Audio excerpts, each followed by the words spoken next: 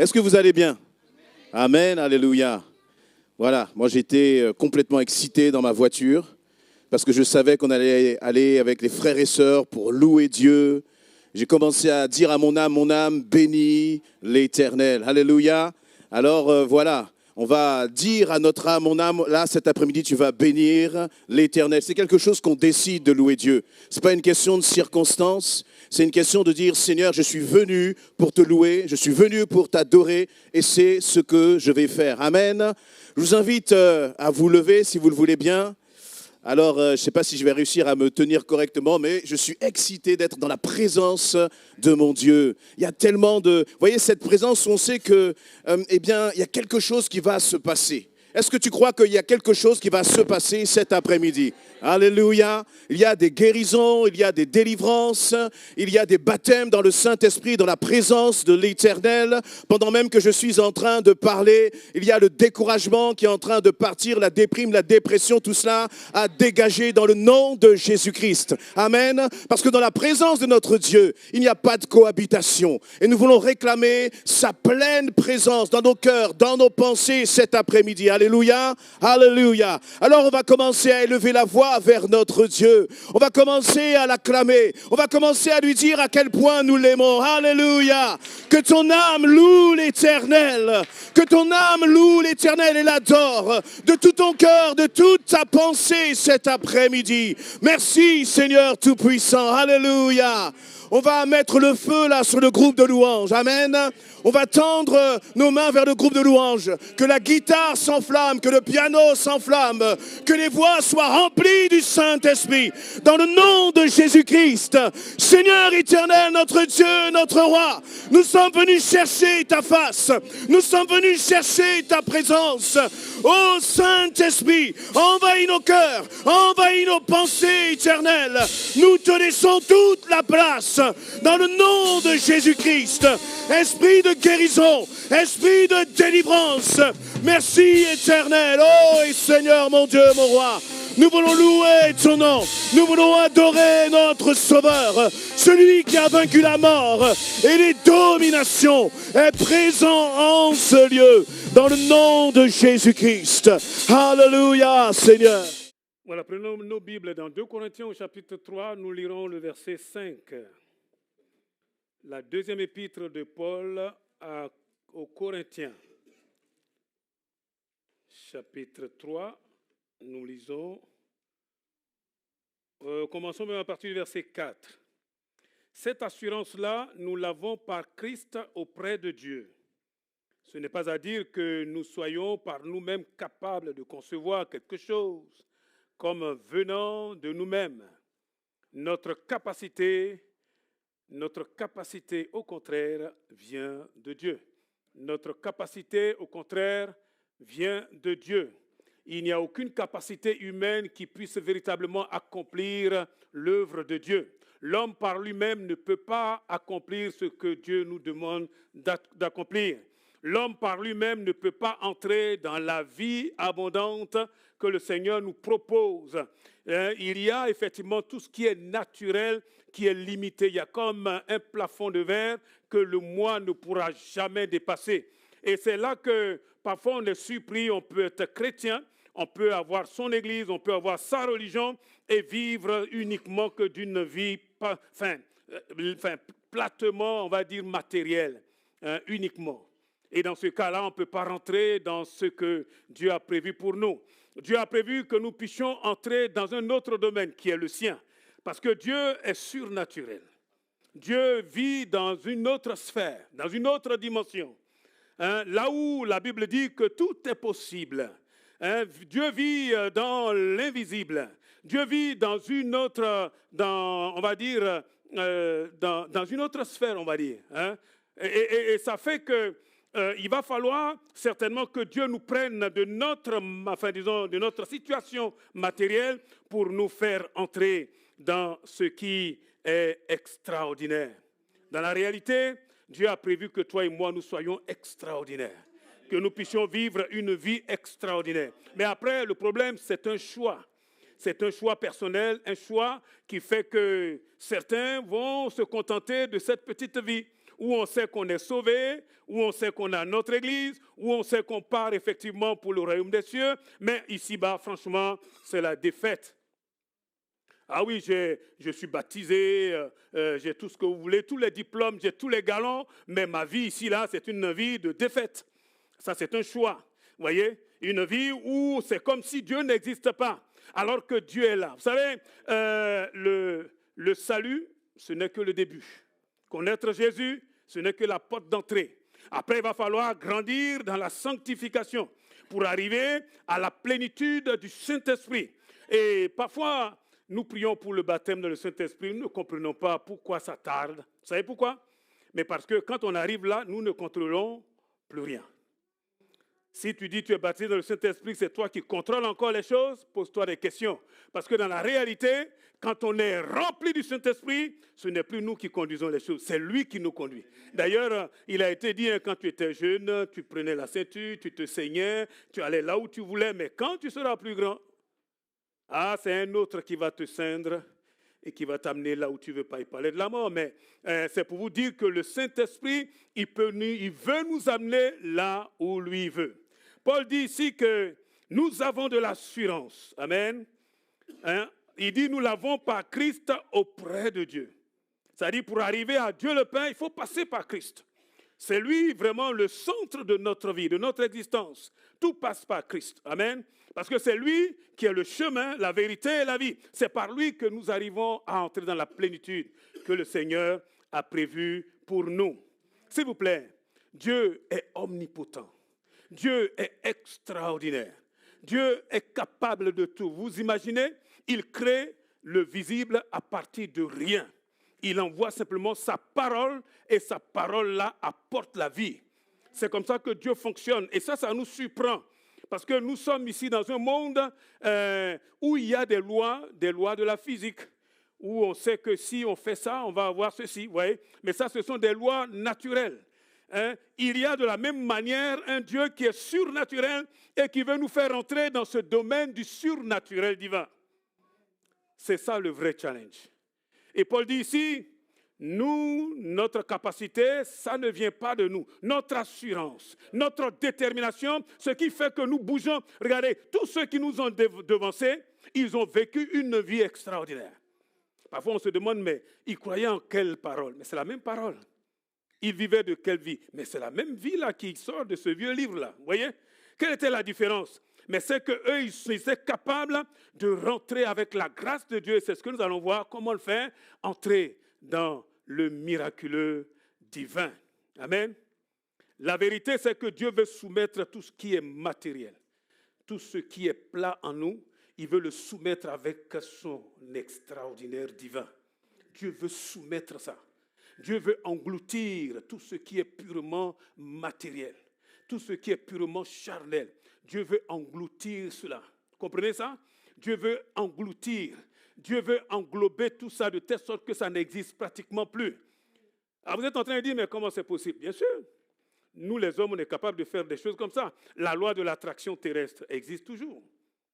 De temps en temps, on voit bien qu'il y a un petit moineau là qui est tombé par terre. On se rend bien compte que quoi qu'il en coûte, il y a quand même quelque chose qui se passe. Et pourtant, on voit ce gros jumbo là, peut-être je ne sais pas combien de tonnes, avec je ne sais plus combien de passagers, il se lance sur la piste et il arrive quand même à monter.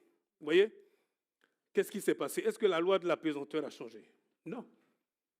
Mais il a développé une autre loi qui arrive maintenant à subjuguer, à faire comme si finalement rien n'est attiré par le bas. C'est exactement ce que le Seigneur veut faire. Que sa vie en nous puisse engloutir, anéantir, presque rendre mort, inopérant, la vie charnelle qui est en moi. Ça, c'est tout le travail. Et c'est ça qui fera la différence entre nous chrétiens. Parce qu'il y en a, ils vont simplement avoir quelques galons dans l'église, quelques positions dans l'église, et ils vont s'enorgueillir. Mais ça là, excusez-moi, c'est du légalisme. Ça là, ça ne sauve personne. Ça là, ça n'effraie pas le diable. Vous voyez, ce n'est pas à cette vie-là que Dieu nous appelle. Dieu nous appelle à une vie vraiment qui est de Dieu. Une vie abondante. Je vais vous dire quelque chose. Le message que notre sœur Izzy a apporté est vraiment de Dieu. Quand elle parlait, je me dis, mais Seigneur, pourquoi tu dis tout mon message? Je ne dis pas ça pour te faire plaisir, sœur, mais c'est vrai. Tu as été vraiment inspiré. Parce que c'est exactement le message que je vais apporter comme je peux, par la grâce de Dieu. Amen. Le plan de Dieu, c'est donc de détruire la puissance du péché et du mal en toi et en moi. De détruire cela. Dieu ne nous a pas appelés à dire, OK, c'est plus fort que moi. Non. Dieu veut détruire toute cette addiction, cette facilité. Comme la Bible dit, le péché qui triomphe si facilement de nous. Ouais, Dieu veut détruire ça en nous. Détruire. Parce que c'est seulement ceux qui ont le cœur pur qui verront Dieu. Je vous ai dit, ça commence par le salut. Et ça doit se poursuivre par la sanctification, sans laquelle, nul ne verra Dieu. La sanctification, elle est importante. La sanctification, elle est importante. S'il n'y a pas de sanctification, on ne peut pas rentrer dans la présence de Dieu. Mais le Seigneur veut le faire. Amen. Afin que nous puissions dépendre de lui. Ah, nous avons une assurance auprès de Dieu par Christ. Mais ce n'est pas à dire que nous soyons par nous-mêmes capables de concevoir quelque chose, comme si cela venait de nous-mêmes. Ouais, le moi-là ne peut pas faire ça. Si vous pensez à cela, vous serez déprimé. Croyez-moi, parfois ça m'a déprimé de se dire, je vais faire ci, je vais faire ça. Et puis jusqu'au bout, on se rend compte que ça ne fonctionne pas. Parce que ce n'est pas par force ni par puissance, dit le Seigneur. Mais ça sera toujours par la puissance de son esprit. Amen. Il faut que Dieu fasse quelque chose en moi. Et c'est le désir du Seigneur. Donc on se rend bien compte qu'on a besoin, j'ai besoin, tu as besoin d'un véritable, on va dire, chamboulement dans ma vie. D'une sorte de révolution vraiment. D'une sorte vraiment d'un tsunami dans ma vie. Ça ne va pas être facile. Ça veut dire que toi et moi, là, le Seigneur va nous secouer. Il va te prendre, il va te bousculer. Et tu vas dire, non, c'est le diable. Non, ce n'est pas le diable, c'est le Seigneur. C'est le Seigneur qui est en train de te bousculer au travers des circonstances. Pour que quoi? Pour que tu lâches prise. Pour que tu lâches prise. Pour que tu acceptes non plus de compter sur toi. Parce que quand ça commence, et bien sûr, tu as une réaction, c'est de faire en sorte de pouvoir t'en sortir. Mais ça, c'est souvent par la chair. Souvent par la chair. Dieu va te bousculer. Il y en a même qui sont en train de passer là, dans ces moments-là. Et si tu comptes sur toi-même, tu sais ce que tu vas faire? Tu vas rentrer dans le mur de la dépression. Moi, la première fois que j'ai vu des chrétiens déprimés, j'étais surpris. En Afrique, dans mon Afrique profonde, je n'avais jamais vu ça. Je suis arrivé ici, j'ai vu des chrétiens déprimés. J'ai dit, mais c'est quoi ça? C'est quoi ce truc? Peut-être que là-bas, personne n'en parlait. Mais je suis sûr qu'il y en a qui se cachent là, comme quelqu'un a dit, les oiseaux se cachent pour mourir. Il y en a qui se cachent là pour déprimer tranquillement. Parce que si tu comptes sur tes forces, tu ne pourras jamais y arriver. Et nous sommes réunis là pour que le Seigneur te dise, jette tes béquilles. Jette. Dis à ton voisin, ta voisine, lâche les béquilles maintenant. Lâche ce qui te permet de tenir encore. Lâche tout.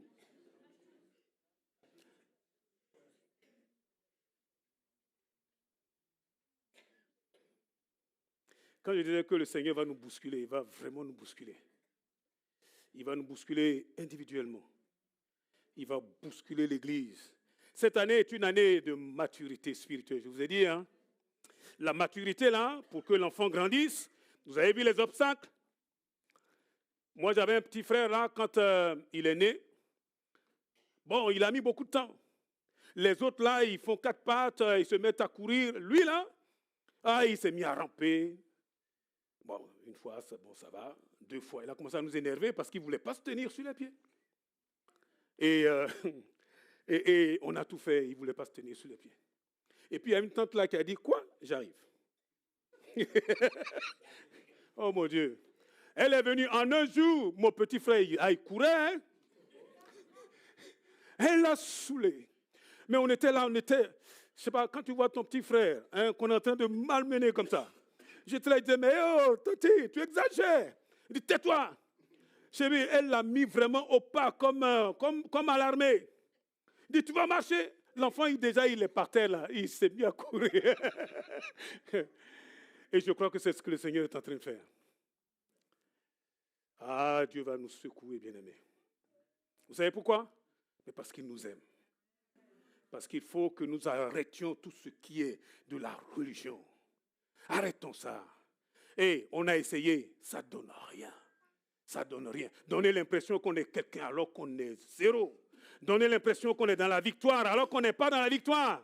Donner l'impression que finalement, nous, quand on prie là, tout... Non, ce n'est pas vrai. La vérité, c'est que si Dieu n'est pas là, nous nous fatiguons pour rien. Et dis à ton voisin, sans Dieu là, tu te fatigues. Hein? Lâche prise, lâche prise, lâche prise. Amen. Ce qui est bien, c'est que dans le plan de Dieu, il veut nous changer. Quelqu'un a dit, mais en quoi? Oui, le Seigneur veut nous changer pour nous amener. Lui, il regarde au loin. Lui, il regarde au loin. Et en disant ça comme ça, le nom qui me vient dans la tête, c'est Joseph. Vous voyez, Dieu lui regardait Pharaon.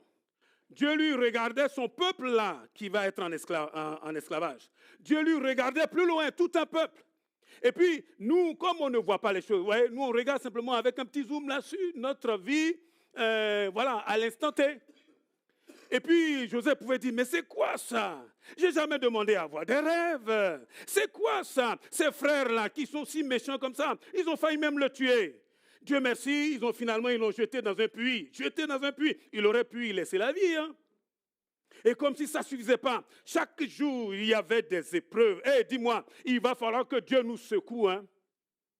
Mais pour nous amener où? Il va nous prendre dans ce que nous sommes aujourd'hui pour nous amener là où lui, il a désiré que toi, tu sois. Dis Amen quand même. Amen. Dis Amen, il ne faut pas t'énerver, dis Amen. Alléluia. Voilà, il va me changer, il va me transformer. Je ne pense pas avoir atteint le but, bien sûr. Mais croyez-moi, demandez à mon épouse, il y a quelques années en arrière, je ne sais même pas si je pouvais m'arrêter devant un peuple comme vous. Je ne le mérite pas. Parce qu'il y avait encore beaucoup de travail. Il y avait beaucoup de travail. Et le Seigneur m'a humilié. Il m'a beaucoup humilié. J'ai dû accepter de perdre la face. Et de finalement, me voir tel que je suis. Notre capacité ne vient pas de nous. Même simplement tenir un foyer. Vous comptez sur vous. J'ai une bonne nouvelle pour vous. Vous n'y arriverez pas. Vous n'allez pas y arriver. Tout seul, vous ne pouvez pas y arriver. Même simplement dans la vie chrétienne, là, être avec frères et sœurs. Vous comptez sur vous. Vous comptez sur vos capacités. Vous ne pouvez pas y arriver. Tôt ou tard, quelqu'un a dit chasser le naturel. Il y a quelque chose là qui va se lever. Tu dis, mais ça sort d'où? Et je crois que ce que Dieu veut, c'est que il va nous faire bouffer la poussière. Il y a des gens là que tu n'aimes même pas voir. Là, on est entre nous là. Il y a des frères là, quand tu es en train de parler, quand tu entends son nom, tu es déjà énervé. Pourquoi? Pourquoi? Et tu sais ce qui va se passer? Dieu va faire en sorte que ce soit cette personne-là que tu rencontres. Jusqu'à ce que tu lâches prise.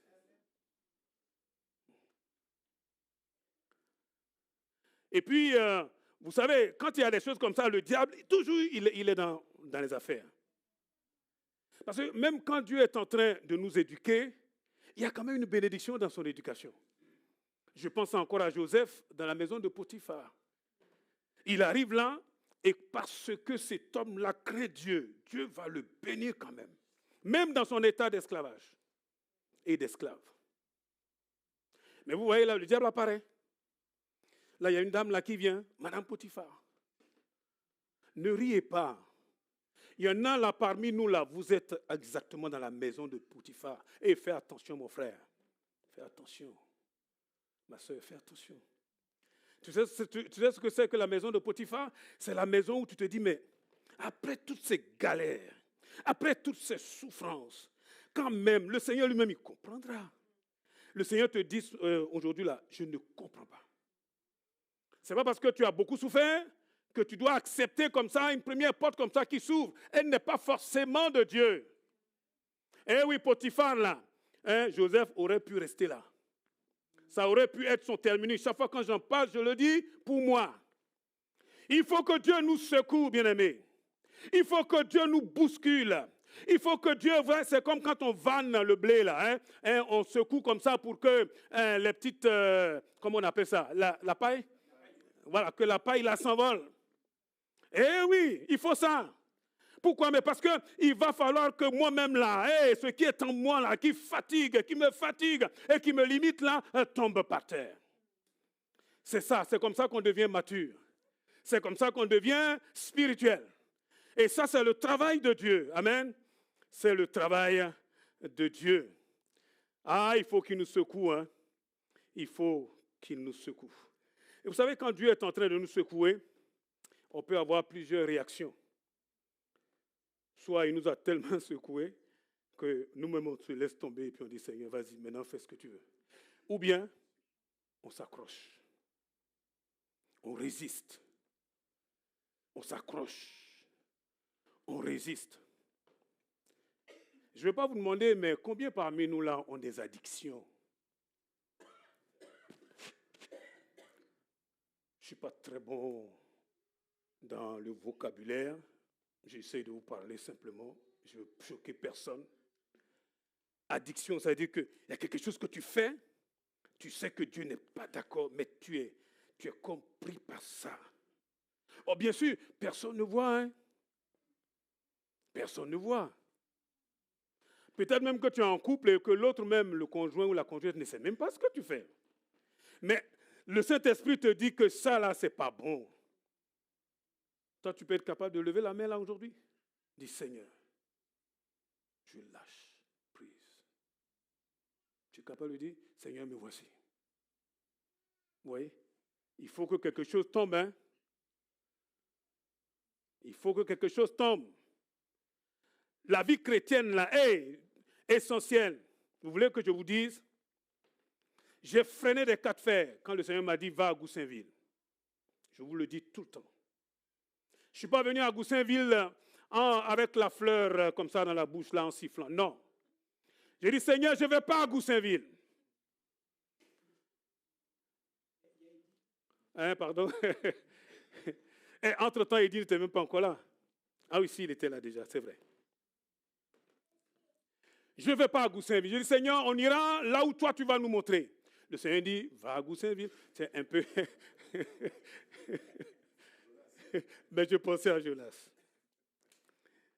J'ai dit, bon Seigneur, on va faire un deal. On va prendre un temps, vraiment, on va chercher ta face. Et si je mens, ma femme est là, vous pouvez lui poser des questions. Je ne sais même plus dans quel coin de la France on est allé se cacher. C'est-à-dire, j'ai fait, allez, là, on est allé, on a trouvé un local. On s'est mis, on a crié. Quand on a fini, le Seigneur dit, allez à Goussainville. Allez à Goussainville. Oh mon Dieu, j'ai dit, bon Seigneur, comme tu dis qu'on vient à Goussainville, on vient à Goussainville. Et puis on est arrivé là, vous savez tout ce qui s'est passé. J'ai dit, Seigneur, mais c'est une véritable fosse au lion. Oh mon Dieu. Mais comment on va s'en sortir? Comment on va s'en sortir, Seigneur? J'ai dit, aie les yeux seulement sur moi. Aujourd'hui, je comprends. Je commence à comprendre. Je n'ai pas tout compris. Je commence à comprendre. Mais c'était pour que Essentiel, un jour, sorte. Amen. Moi, là, je ne suis pas indispensable. Demain, là, le Seigneur me dit, va-t'en, je m'en vais. Je vous laisse et puis je m'en vais. Je ne suis pas venu pour... ici, là, ce n'est pas mon terminus. Ça, c'est comme Dieu fera. Non, mais je vous le dis franchement. Ce que je suis en train de dire, c'est que dans Essentiel, ce qu'on demande, ce n'est pas du tape à l'œil. Faites votre tape à l'œil ailleurs. Ce qui est important, c'est ce que nous sommes dedans. Dedans. C'est la réalité, s'il vous plaît. Personne n'est plus grand qu'un autre, à commencer par moi qui vous parle là. Je ne suis rien. Je vous ai dit, je suis né dans un endroit qu'on appelle No Man's Land. Ça n'a pas de nom. C'est vrai ce que je suis en train de vous dire. Dans la réalité, mais je ne sais même pas quand je suis né en fait. Vous voulez savoir? Je ne sais pas. Alors, on m'a dit ça à peu près. Bon, ok, bon. je dis, le Seigneur le sait. Mais ce que je suis en train de vous dire, c'est s'il vous plaît, quand on arrive à l'œuvre de Dieu, il faut être sérieux. Il faut dire, Seigneur, mon Dieu, je ne suis pas meilleur que mon voisin, que mon frère, que ma soeur, mais tu as un travail à faire dans ma vie. Amen. Au lieu d'être en train de pointer du doigt l'autre, en disant, Seigneur, me voici, change-moi, transforme-moi. Amen. Parce que tu peux courir, tu peux aller où tu veux. Si tu n'es pas transformé, les mêmes causes vont causer exactement les mêmes effets. Tu as besoin de t'abandonner entre les mains de Dieu. En disant, Seigneur, me voici, change-moi. Amen. Change-moi. Tu dois laisser le Saint-Esprit agir en toi. Vous savez, il y a des choses qui nous alourdissent, hein, et le Seigneur veut enlever tout ça. Tout ce qui nous alourdit. On peut même, mon frère, on peut être pasteur et avoir des choses qui nous alourdissent. On peut être ancien et puis être lourd. Le Seigneur veut nous débarrasser de tout ce qui nous alourdit. On peut se dire on est chrétien et pourtant notre vie là, on sait qu'il y a quelque chose qui ne va pas. Je parlais d'addiction, il n'y a pas que ça. Il faut être vrai. Notre capacité ne vient pas de nous. Et pour que le Saint-Esprit agisse, il faut qu'il y ait quelque chose là qui soit transformé. Transformé. Mais Dieu peut le faire. Amen. Dieu peut le faire. Il est dit dans Jean 12, verset 24. Tu peux l'afficher s'il te plaît. Jean 12, verset 24, c'est Jésus qui parle. Et quand Jésus parle, il dit des choses qui sont profondes. Il dit en vérité, je vous le dis, si le grain de blé qui est tombé en terre ne meurt, il reste seul. Mais s'il meurt, il porte beaucoup de fruits. Si le grain de blé qui est tombé en terre ne meurt, ce à quoi Dieu t'appelle, Dieu m'appelle, c'est la mort. C'est la mort. Jean 12, 24. Ce à quoi Dieu t'appelle, Dieu m'appelle, c'est la mort. Mourir à soi. C'est pour cela qu'il dira, si quelqu'un vient à moi, qu'il renonce à lui-même. Notre problème, je ne sais pas si c'est parce qu'on est en Europe, nous sommes trop pleins de nous-mêmes. Nous sommes trop remplis de nous-mêmes. Nous pensons que nous sommes meilleurs que quelqu'un d'autre. Nous croyons que l'œuvre de Dieu là va s'arrêter si nous, on n'est pas là. Et on se trompe. C'est Dieu qui bâtit son église. Et oui, c'est Dieu qui bâtit notre foyer. C'est Dieu qui bâtit notre maison. Si Dieu n'est pas là, nous sommes en train de nous tromper. Il faut que je tombe. Il faut que je meure. Quand on est mort, on est mort. Il y a un jour quelqu'un qui a demandé à son maître, là, il lui a dit, mais c'est quoi la mort à soi? Il dit, tu sais, tu vas aller dans le cimetière, là, il y a un tel là qui est mort, il y a son tombeau qui est là-bas. Il dit, va sur le tombeau, et arrivé là-bas, tu commences à dire les pires mensonges qu'il y avait sur sa vie. Et tu dis tout ce qui te passe par la tête, et tu viens m'apporter je ne sais pas moi, ton rapport. Il dit, mais il est mort. Il dit, mais justement, vas-y. Il est arrivé là sur le tombeau, et puis il a commencé à raconter des choses, mais des mensonges. Il est venu, il dit, mais comme on devait s'y attendre, hein. Il n'y a eu rien. Il dit, mais ça c'est bizarre ça. Ok, maintenant cette fois-ci tu vas repartir et tu vas dire toutes les flatteries. Hein? Tu vas dire toutes les bonnes choses. Hein? Tu vas essayer de le flatter là. Tu vas voir il va se passer quelque chose. Bien sûr, il est allé et puis il a raconté tout ça. Et puis il est revenu en lui disant, mais non, il ne se passe rien. Il dit, mais c'est ça la mort à soi. Ni les mensonges, ni les flatteries, ni toutes ces choses-là ne vont nous bousculer. Or, toi, ton problème, c'est que tu cherches toujours qu'on t'élève. Tu cherches toujours qu'on vienne là, qu'on dise des bonnes choses de toi. Et aussi, tu savais tout ce que les autres pensent de toi. Si tu savais. Notre capacité ne vient pas de nous, bien-aimés. Notre capacité vient de Dieu. Amen. Il faut que lui croisse. Alléluia. Et puis, finalement, nous sommes là toujours en train de répéter des choses. Moi, je me suis souvent surpris en train de répéter ce que d'autres disent. Ou bien ce que le témoignage de mon propre corps. Oui. Ça, c'est... Bon, souvent quand tu es très malade, et puis tu as un médecin qui a dit, oh, ce que tu as là, oui, d'abord c'est bon. Oui, c'est bon. Il dit, ah, ce que tu as là, c'est dangereux. Hein? Tu as quelqu'un qui vient qui dit, ah, c'est pas leur maladie là. Ça tue un tel. Oh, il est en train de t'encourager. Hein? D'ailleurs, même, j'ai appris que, oui, ça a tué 2 ou 3 autres personnes de l'autre côté. Mais bon, prends courage. Hein?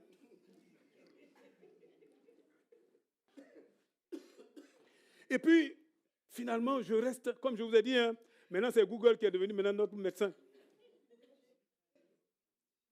On dit Google, hé Google, dis-moi, c'est quoi les conséquences de cette affaire-là? Vous qui riez là, on dirait que vous en savez des choses. Hein? Ah, il paraît que quand tu as ce truc-là, tu as ton petit doigt de pied là qui commence à aller comme ça. Même si ton pied était bon, tu as trouvé qu'il y a quelque chose qui ne va pas. Tu es en train de mourir même déjà, même avant même que tu sois véritablement déclaré malade. Ne sois pas en train de répéter ce que les gens racontent. Ne sois même pas en train de répéter ce que le diable raconte. Ne sois pas en train de répéter comme ça ce que ce monde raconte. Il y a quelque chose que Dieu nous montre. Et d'ailleurs, nous pouvons lire ça dans Hébreux, Hébreux au chapitre 11.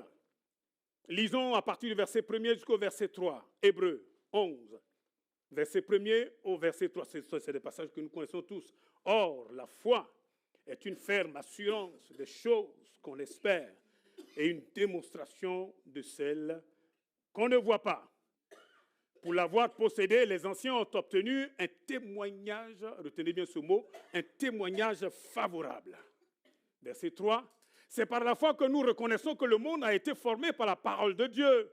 Il faut retenir la parole de Dieu. En sorte que ce qu'on ne voit pas a été fait des choses...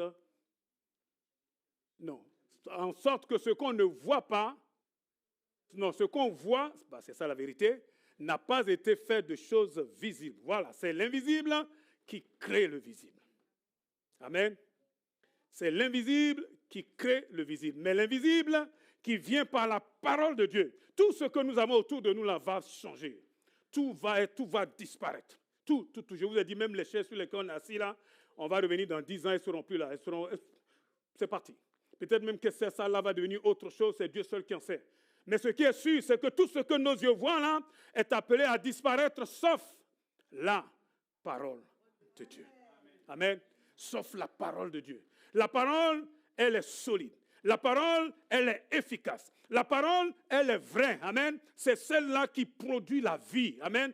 C'est celle-là qui produit la vie. Donc, c'est celle-là qu'il faut se répéter. C'est le témoignage de la parole de Dieu qui est important.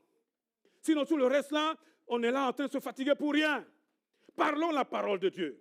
Parlons comme Dieu parle. Et c'est là qu'il est dit, justement, il est question de la foi.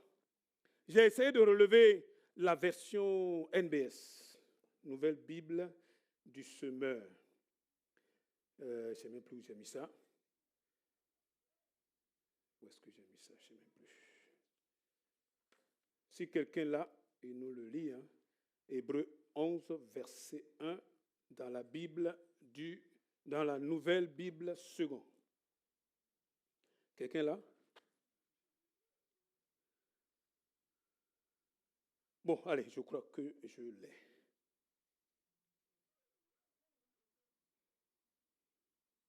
Il est dit dans Hébreux 11, verset 1, dans la Bible, dans la Nouvelle Bible du Semeur, Nouvelle Bible seconde, pardon, il est dit que la foi est la réalité qu'on ne voit pas. D'accord? Et il est dit aussi que c'est l'attestation qu'on... Attends, qu'est-ce que j'ai marqué? Oh mon Dieu. L'attestation de ce que... Enfin, l'attestation des choses qu'on ne voit pas. Voilà. Tu peux le relire, s'il te plaît, parce que j'ai écrit tellement vite, je ne sais pas ce que j'ai écrit. Or, la foi, c'est la réalité de ce qu'on espère, c'est l'attestation des choses qu'on ne voit pas. La réalité. La foi, c'est la réalité. La foi, c'est comme une substance. La foi, c'est comme si, par exemple, quelqu'un qui est digne de confiance, parce que malheureusement aujourd'hui il y a des faux chèques, mais c'est quelqu'un qui vous donne un chèque. Il met un montant dessus. Vous n'avez pas encore touché les 1 000 euros là qui sont sur le chèque. Mais le simple fait d'avoir le chèque, c'est comme une garantie. Vous voyez? C'est comme l'assurance que je vais avoir, ce qui est marqué dessus là, même si je ne l'ai pas encore. C'est ça en fait la foi. La foi, c'est finalement, comme il est dit, posséder quelque chose qu'on n'a pas encore, mais on anticipe. Et c'est ce qu'il faut faire. Parce que c'est dans ce domaine-là que nous voyons Dieu. Parce que celui qui s'approche de Dieu doit croire que Dieu existe. Et qu'il récompense, il rémunère ceux qui croient en lui. Amen. La foi, c'est la réalité de ce qu'on espère et l'attestation de ce qu'on ne voit pas. Il est comme la garantie, le titre de possession. Vous voyez, on vous donne le titre et vous savez que vous possédez déjà la chose. Nous devons marcher par la foi, bien-aimés. J'étais en train de dire que ce qui fait notre force, c'est la parole de Dieu. Ne te décourage pas. Ne laisse pas tomber. Dieu change les circonstances. Dieu transforme les vies. Dieu est capable là de t'amener du point A au point B, si même B là est en Australie, à l'autre bout, peu importe. Dieu est capable de chambouler complètement ta vie. Dieu veut nous faire rentrer dans ce domaine-là où nous pouvons dire tout est possible à Dieu et tout est possible à celui qui croit. Amen. En tant qu'Église, s'il vous plaît, ne nous laissons pas arrêter par les quelques murailles que nous voyons. Dieu permet que nous les voyions pour que nous arrivions à les surmonter. Amen. Et nous les surmonterons au nom de Jésus. Tout à l'heure, nous avons chanté et nous avons dit que ce nom est au-dessus de tous les noms. Mettons-y vraiment notre foi. Amen. Il n'y a pas de rival avec Dieu. Il n'y a personne qui est égal à Dieu. Il n'y a personne. Il n'y a personne. Amen. Et ce que nous chantons là, c'est vraiment la confession de ce que nous croyons vraiment. Dieu est sur son trône. Gloire à Dieu. Il a agi dans les temps d'autrefois. Mais il est le même aujourd'hui. Il sera le même demain. J'ai vu Dieu délivrer, briser des chaînes. J'ai vu Dieu libérer des captifs. J'ai vu Dieu donner de l'espérance à des gens qui n'en pouvaient plus. J'ai vu Dieu ressusciter littéralement des gens. S'il vous plaît, Dieu est le même. Amen. Alléluia. Soyons pleins de détermination. Mais ne mettons jamais notre confiance en la chair. Notre force vient de l'Éternel. On va prier.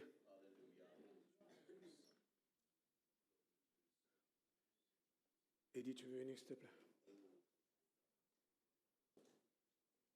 Alléluia. Seigneur, il s'appelle.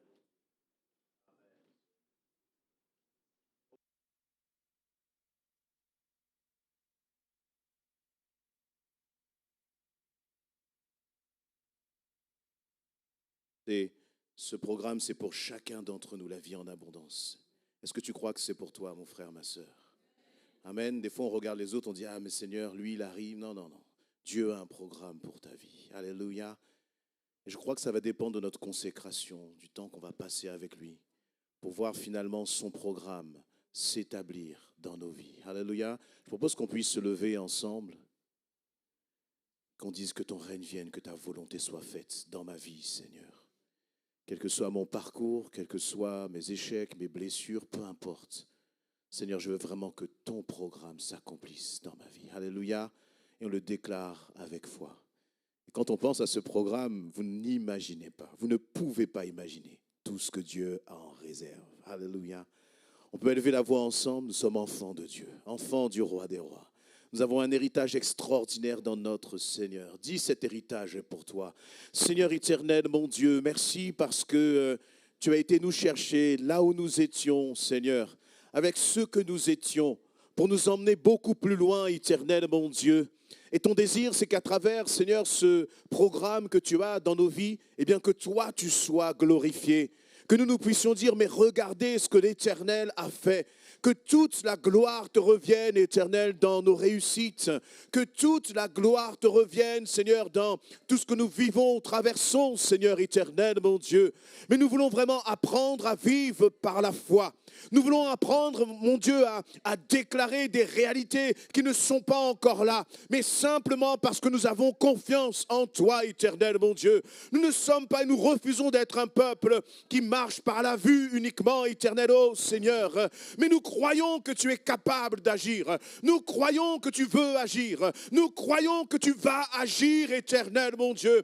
Au-delà de nos pensées, au-delà de nos conceptions, au-delà de nos compétences éternelles. Nous voulons nous abandonner totalement à toi. Nous voulons, Seigneur éternel, mon Dieu, être prêts à nous laisser travailler par toi, ô Seigneur. Oui, que tu enlèves l'orgueil qui est dans nos cœurs, que tu enlèves nos résistances, nos craintes et nos peurs, Seigneur éternel, mon Dieu. Nous voulons te ressembler, ô Jésus. Nous voulons être tes disciples. Nous voulons, Seigneur éternel, mon Dieu, que tu sois ce modèle gravé dans nos cœurs, Seigneur éternel. Change nos caractères, change nos mentalités, éternel, mon Dieu. Nous voulons nous humilier vraiment devant toi, Seigneur, et te dire, Seigneur, ô Père, accomplis ton œuvre dans nos vies, Dieu Tout-Puissant, dans le nom de Jésus-Christ. S'il y a des épouses qui résistent, Seigneur éternel, que ces résistances soient à tes pieds, et nous te faisons confiance. S'il y a des époux qui résistent, que ces résistances soient à tes pieds, éternel, mon Dieu, et que tu puisses trouver dans les cœurs de l'obéissance, une obéissance totale à ta volonté, Seigneur. Nous ne sommes pas là pour négocier avec le Saint-Esprit, mais nous sommes là pour dire au Saint-Esprit, agis. Saint-Esprit, je t'obéis, je fais ce que tu me demandes de faire, dans le nom de Jésus-Christ. Alléluia, éternel, mon Dieu, mon roi. Marchons dans l'obéissance, dans la soumission, et nous verrons la gloire de Dieu dans nos vies. Ce n'est pas nous qui attendons Dieu, c'est Dieu qui nous attend. Et dit, mais quand est-ce que tu vas obéir? Quand est-ce que tu vas me faire confiance? Gardons encore une minute les yeux fermés, bien-aimés. Et là, je crois qu'il y a des personnes à qui le Seigneur dit, quand est-ce que tu vas me faire confiance? Quand est-ce que tu vas arrêter de résister, de toujours calculer? Tu te poses toujours 1001 questions. Moi, je te demande de faire quelque chose et toi, tu es toujours en train de réfléchir. Le Seigneur ne cherche pas des gens qui réfléchissent. Il cherche des gens qui lui obéissent, qui obéissent à ce que le Maître dit. Peut-être que c'est là ce soir le moment de te positionner et dire, Seigneur, je laisse mes résistances et je veux t'obéir. Le pasteur disait, il a été jusqu'à l'autre bout de la France. Mais même à l'autre bout de la France, Dieu n'avait pas changé sa volonté. Dieu n'avait pas changé ses plans. Et le Seigneur dit, obéis maintenant. Fais-moi confiance. Peut-être qu'il y a des bien-aimés, on garde les yeux fermés, qui veulent dire, Seigneur, je jette mes résistances à tes pieds et je t'obéis. Des fois, tu crois que tu n'es pas capable. Et c'est vrai, tu n'es pas capable. Mais Dieu est capable. Dieu est capable. Alléluia. S'il y a des bien-aimés qui veulent lever la main, juste pour, en signe d'obéissance au Seigneur, dire, Seigneur, je ne vais pas résister. Ce que tu me demandes de faire, même si c'est dur, même si ça va contre là, ma personnalité, Seigneur, je vais le faire dans le nom de Jésus-Christ. Alléluia. Bien-aimés, vous prenez un engagement devant le Seigneur. Et le Seigneur vous voit. Et ce n'est pas un Dieu qui vous culpabilise, mais c'est un Dieu qui va vous aider. Simplement, il demande ta permission d'agir dans ta vie. Alléluia. Seigneur éternel, mon Dieu, nous te remettons tous les bien-aimés là qui lèvent leurs mains. Tu vois leur cœur, tu vois leur désir de t'obéir, Seigneur. Nous les remettons entre tes mains. Où Saint-Esprit agit dans leur vie. Saint-Esprit, tu vois, il te donne la permission de les changer, de les transformer, d'agir dans leur cœur, Seigneur. Merci parce que je crois qu'à travers leur obéissance, tu vas manifester ta gloire dans leur vie, au-delà de ce qu'ils pensent, au-delà de ce qu'ils imaginent, au-delà de toutes leurs fausses croyances, Seigneur éternel, mon Dieu. Dieu du miracle, tu manifestes ta gloire maintenant dans leur vie, dans leur existence, dans le nom précieux de Jésus-Christ. Recevez maintenant, bien-aimés, la bénédiction du Seigneur sur vos vies. Amen. Amen. Alléluia. Amen. Je voudrais qu'on puisse prier ensemble. Là, en tant qu'Église, on a des combats à mener, il y a des luttes à mener. Et moi, j'aime cette idée de la foi, de voir la foi comme une réalité. De voir la foi. Parfois même, on a peur de se tromper. On se dit, est-ce que... Moi, je crois qu'il faut laisser les est-ce que de côté et croire vraiment que c'est une réalité. Alléluia. Moi, je crois que Jésus a placé cette église à Goussainville pour que Goussainville soit transformé. Soit transformé. Et quand on nous regarde là, on voit une petite église avec des petits pasteurs, des petits frères. Mais moi, je vois la puissance du Saint-Esprit. Je vois la puissance du Saint-Esprit. Je ne sais pas comment Dieu va le faire. Amen. Mais je crois qu'il va le faire. Amen. Est-ce que vous voulez qu'on prie ensemble dans ce sens? Et je voudrais aussi, excusez-moi, c'est peut-être un peu désordonné, mais il n'y a pas de salut sans Jésus-Christ dans ta vie. Il n'y a pas de réussite sans Jésus-Christ dans ta vie. Et peut-être que tu ne l'as pas encore fait, peut-être que tu ne t'es pas positionné encore avec Jésus-Christ. Mais c'est le moment. Jésus revient bientôt. Jésus revient bientôt. Pour chercher ceux qui ont répondu à son appel. À son appel. Et là aussi, si tu sais, tu sens que tu as besoin de Jésus-Christ dans ta vie, que tu n'as jamais fait ce pas, eh bien nous allons prier aussi dans ce sens.